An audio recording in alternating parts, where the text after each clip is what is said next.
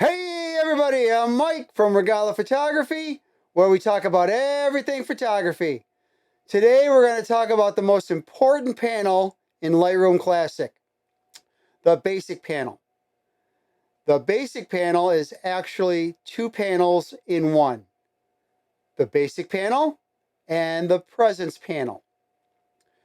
The basic panel is where you can make basic adjustments to your photos, such as exposure, contrast, white balance, etc. The presence panel, on the other hand, allows you to fine-tune the texture, clarity, vibrance, and saturation of your photos. So let's go ahead and jump right in and get started on the basic panel. All right, now let's take a look at the basic panel. You can find it on the right-hand side of the develop module. Right here it says develop. And here is your basic panel up here toward the top, and then down here is your presence. Okay, and we're going to talk about both. The basic panel contains a number of sliders.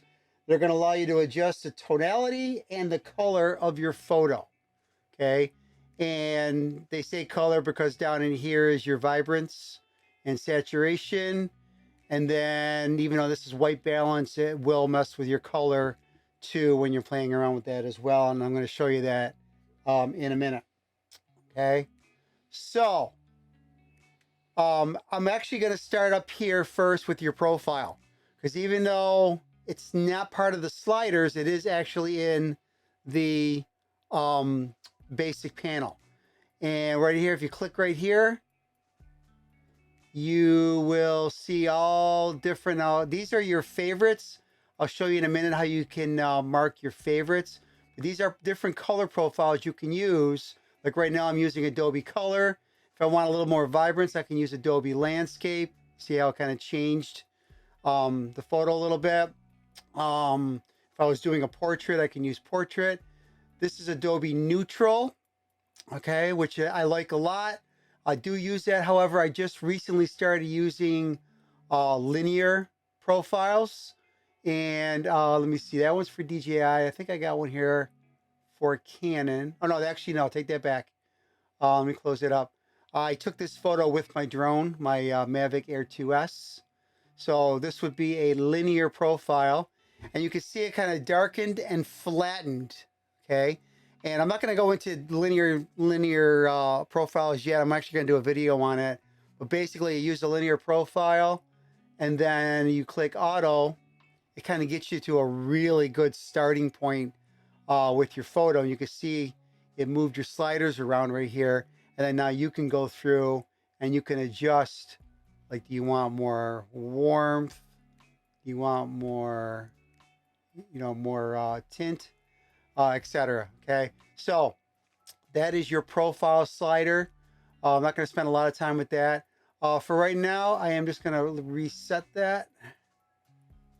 All right, now let me go back into my linear profile, and then I'm not going to click auto on this one. I'm just going to leave it right here so we can go over the different sliders. All right, now we're going to start over here with exposure. Okay, common sense. If you want to brighten your photo, you brighten your photo. If you want to darken your photo, you darken your photo. So pretty self-explanatory with exposure. Okay. Now if I come on over here and I turn my histogram on right there, if I go too far, do I have them turned on? I don't have it turned on. Huh. Okay. It's over here. It's supposed to give me a warning. Oh, there they are right here. So there is, I am underexposing and I'm losing a lot of data in all those blue areas. Okay. And I'm supposed to also, there we go. So here I'm blowing out my highlights over here. So here I am, my shadows are being blown out. Okay. Or underexposed. And now my highlights are being overexposed. Okay, so let me click that and go back there for my exposure. I'm going to turn those off right now just because they can get annoying on video. So that is your exposure slider. Contrast, I don't use contrast the same. I might use it a little bit toward the end, but I actually use my whites and my blacks for contrast now instead of using contrast because it, it works, and I will use it as like a little extra. But for myself, I would much rather, you know, brighten up my whites like that to just where I want.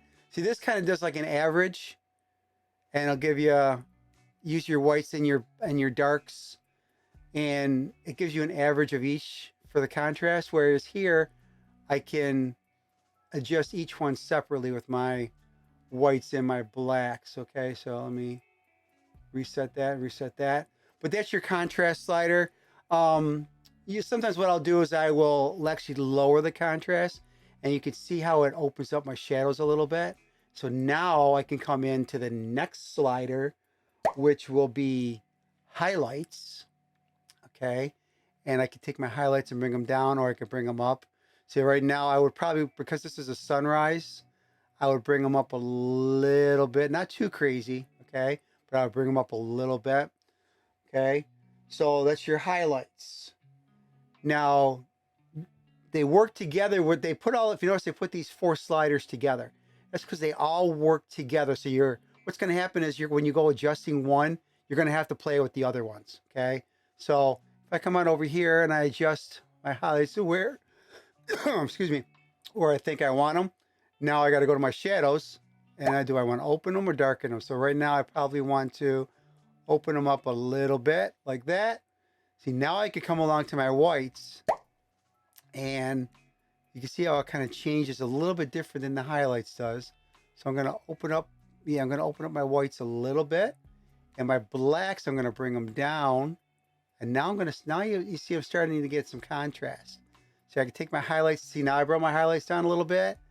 And now right in this area, I'm starting to get more contrast, which is what I want. So like I said, I don't use the contrast slider too much, except maybe to take away some contrast. See, if I were to go like back to where it was, see how dark it would be. So I would just take it away just a little bit. Okay. And then now you got your whites and your blacks, which we just did. And a little trick is if you're on a Mac, you hold your Option key down.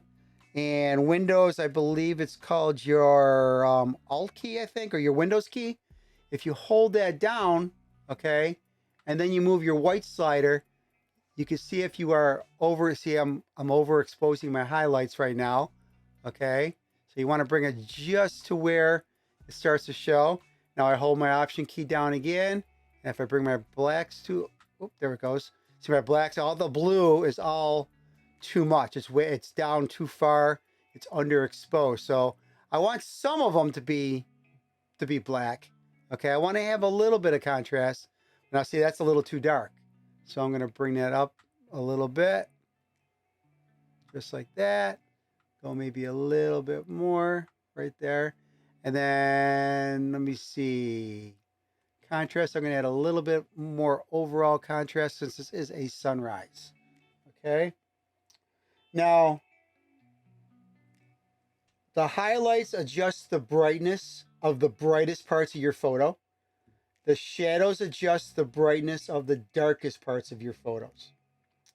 The whites will adjust your overall brightness, and then the blacks will adjust the overall brightness of your darkest parts. And then I didn't mention the whites adjust the brightness of the brightest parts. So again, all four of those sliders, along with contrast and exposure, that they all work together to get your exposure and your contrast.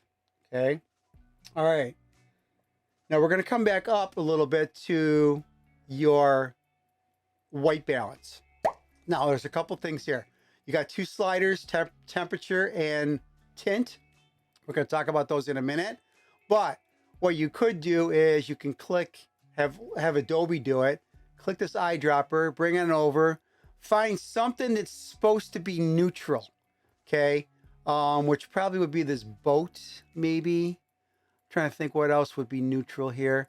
So actually the sidewalk could be neutral. Now I'm going to use this boat, see what happens.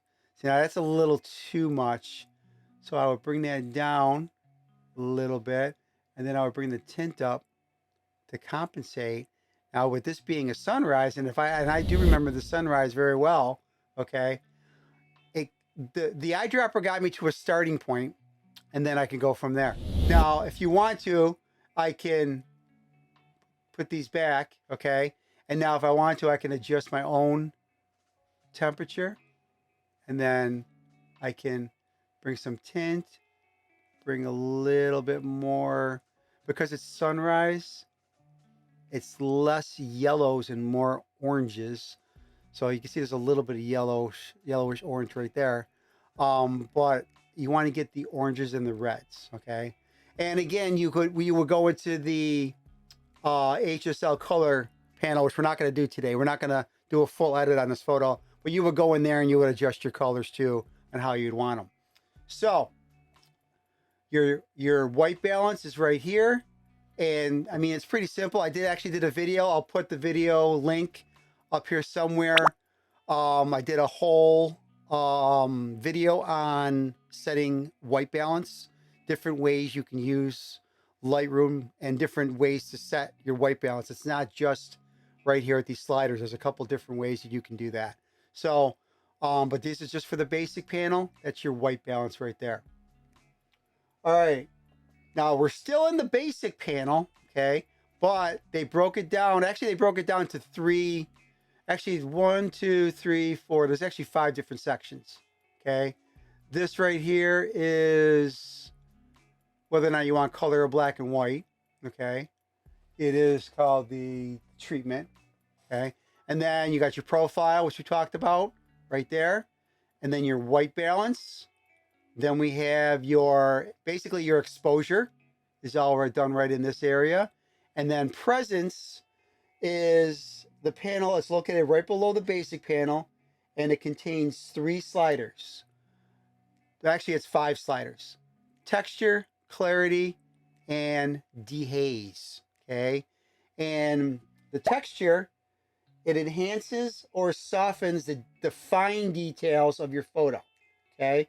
So moving your slider to the right is going to give you a lot more detail. Now, if I want to go too much, you can see how crisp everything's getting. Now, obviously, for a sunrise, you would not go like that much. You still want it soft. Now, if you go the other way, you get more of a surreal. Now, I love doing this on a lot of my landscape photos. Soften it up just a little bit, okay? It doesn't necessarily blur it, and we're going to bring some of it back in a minute with clarity. But the texture, it will, like I said, it fine tunes the very fine details of your photo. Clarity, on the other hand, adds a remove contrast on the edges of your large edges. So like on the buildings, the boats, etc. So if I increase my clarity, you can see it's adjusting the contrast, but at the same time, it's giving a little more sharpness. Like this building almost, like if I go back with my clarity, leave texture where it is, okay? You see it looks kind of dull right here, okay? But if I increase my clarity, the contrast picks up, and now the building pops a little bit more, okay? So again, texture and clarity will work together. Dehaze, on the other hand, is a slider. It works with contrast in a different way. If, let's just say you had kind of a foggy photo and some of the details weren't popping through the fog. Well, I could take my dehaze, which it won't really work with this photo, but I could slide it and it would start to eliminate some of the fog. So like right here, if I go this way, I can make it more foggy, if you will. See how it kind of whitens it up a little bit, but it doesn't overall fogginess, okay, for your whole photo. I'll probably actually use Photoshop if you want to add fog, not dehaze. But let's just say I wanted to make a radial filter right here and put a little hazy sun right there. I can make a radial filter, and then I can go to the left with dehaze, and it'll make it more hazy. If I go to the right, it will dehaze. But you got to be careful because it's a very sensitive slider. And if I go too far, you can see, oops, sorry, wait a minute, that was the blacks. Hang on a minute, did the wrong one. If I go the wrong way, okay, here's dehaze with the cloud making it foggy, but it puts more contrast in there, more dark contrast, but it also adds blue. So if you look at it, turn that purple to blue. Now I wouldn't, in this particular photo, I wouldn't want that, and it makes the clouds look very unnatural. So you got to be really careful with dehaze. I'm gonna leave it kind of right there. So I'm only adding +7. That's probably even a little too much. I probably would only add maybe a +3 if I would add anything at all. So dehaze, again, is another form of contrast. Use it very sparingly, though. Don't go crazy with dehaze. When I first started editing, I used to use dehaze all the time. And when I look back at some of my old photos, I cringe because I'm like, oh my God, look at all those dark blues in the sky, and they're just overcooked. So you got to be really, really careful with dehaze. Okay. All right. Next two sliders involve color. All right. Vibrance and saturation. Vibrance adjusts the saturation of the less saturated colors in your photo. It helps make your photo look more vibrant and colorful. If you move the slider to the right, it increases the vibrance. Moving it to the left decreases. One side note, if you're doing a portrait, it actually leaves your skin tones alone, which is really cool. Whereas saturation, I'll go to the saturation slider first. If I take my saturation and move it to the right, all the colors equally get increased, or all the colors go equally decreased. Okay. But vibrance, on the other hand, see how it's more of a subtle, I mean, I can go crazy with it too, but it's more of a subtle, like I'm at a +28, and look at it, hardly went from, like, if I'm over here at 0, oh, can't get on 0 there, but there we are. There's 0, and I go up to +45. It really didn't increase it that much. It looks good, okay, but it didn't increase it that much. So again, these sliders, along with your HSL color tab, they, again, all these panels work together, obviously, but this right here, sometimes what I'll do is I might just increase the vibrance a little bit, then go into the HSL color panel, play around with the individual colors, then come back and then adjust the overall vibrance and or saturation if need be. Okay. So again, yeah, it's a constant back and forth, give and take, okay, to develop what photo that you want. Okay. But you know, you got your saturation, which it adjusts all the colors. So again, you got to use it sparingly. It's like dehaze. Be very, very careful with it, because again, it's very easy to overcook your photo. Very, very easy. So be extra, extra careful. Okay, there you have it. An introduction to the basic tab in Lightroom Classic, which also includes white balance, presence, and a few other items. Okay. These two panels together are essential for making your photos look their best. Play around with all the sliders and see how they affect your photos, especially if you're just starting out with editing and using raw photos. Okay. I will be actually doing a video on raw files, so stay tuned for that. All right. If you enjoyed this video, please subscribe and click the like button. It really does help the channel, and you click that like button. It helps me grow.